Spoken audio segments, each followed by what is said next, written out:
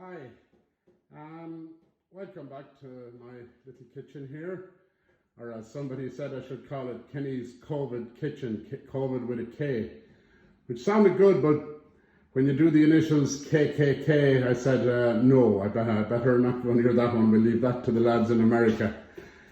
Anyways, today, as you see outside, a bit cooler, so I don't think we'll do a barbecue. So what I have in mind is some comfort food, something that can be had as a snack or a dinner in the late evening.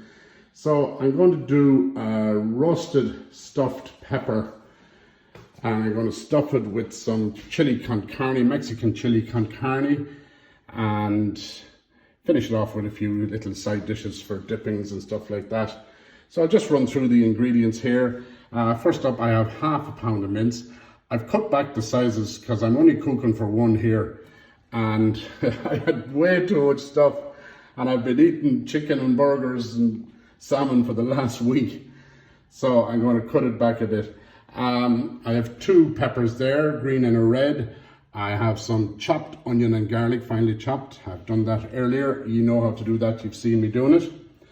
I have an avocado, some red onion, a lime, tomato, some balsamic vinegar, salt and pepper for seasoning, some tomato puree, some sour cream, grated mature red cheddar, a small bit of beef stock that I made from just a beef cube, some chopped up red chili, and then I have my spice and herb mix.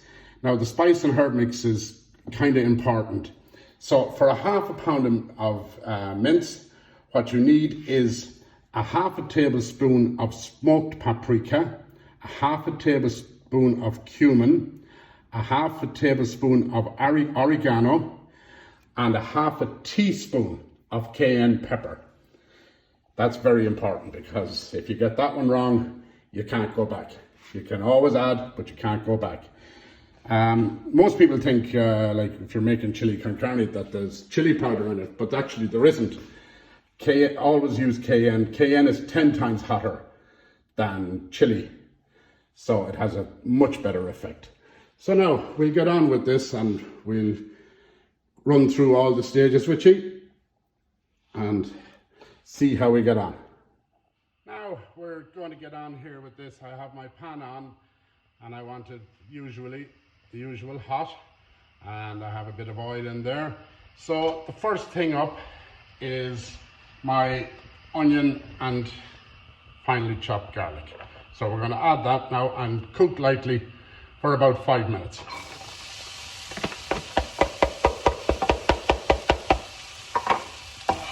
Stir in that there.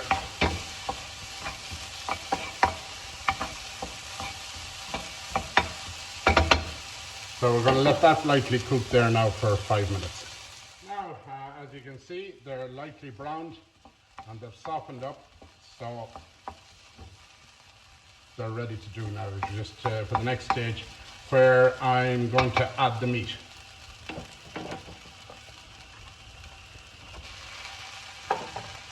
Now you break up the meat in the pan.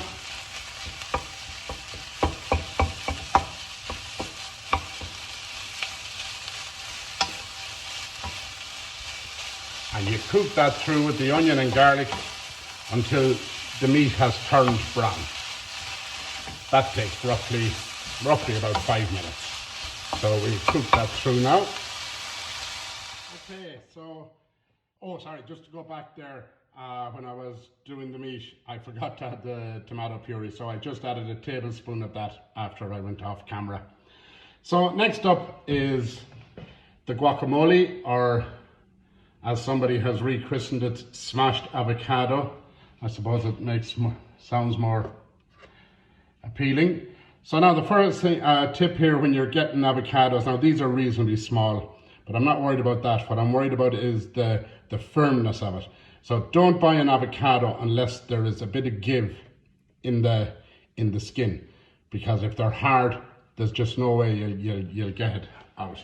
So what we'll do is now I'll show you how to take the pit out. You slice it down that way, and you go fully around like that, and you twist it. and you see it there. Now to get this out here, you just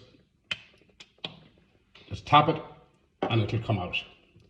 So now to get it ready for the dip, to get it out of the skin, you score it like that and get a teaspoon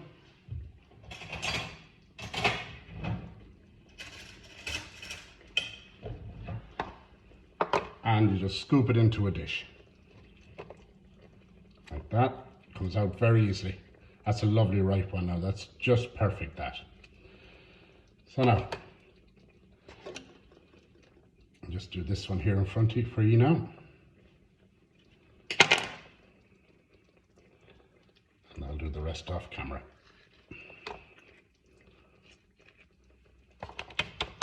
Okay. Now I have my avocado pear ready. So we'll get the rest of the ingredients in. I've chopped up very finely some red onion, some fresh coriander, and I have the zest of half a lime there as well. So I'm going to add them into the mix.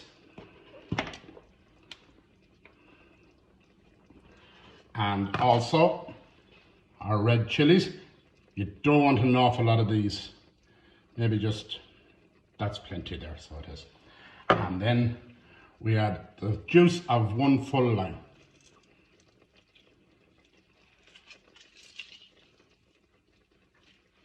That gives it a lovely, lovely, refreshing flavour.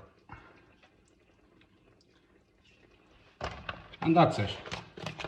So now we mash up that.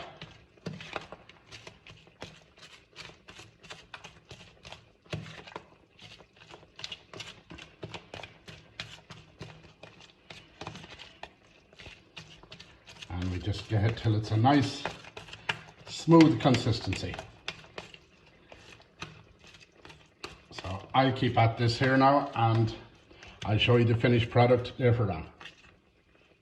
Now you can see I have it ready there. It's lovely and smooth and creamy. So I'm just going to finish it off now and put in my tomato.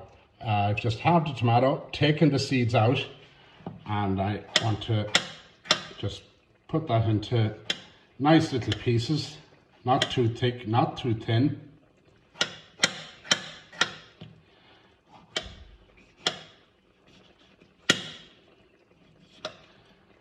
And then we add that.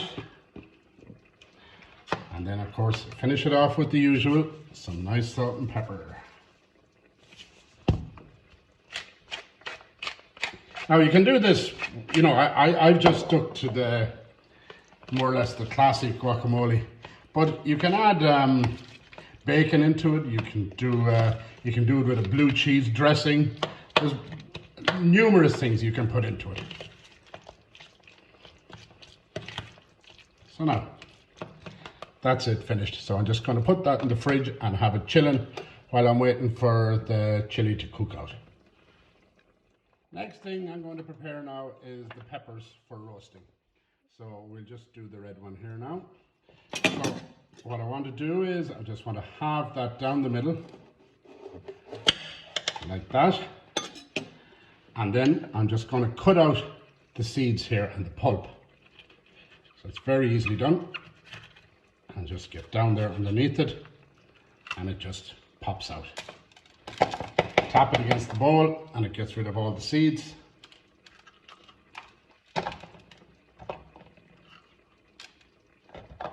And that's what you want to turn out like. So we'll just leave that there in the roasting tray. Do another one here now.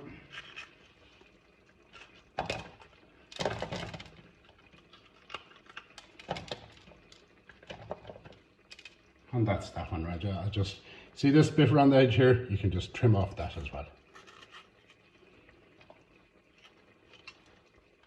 And that's it.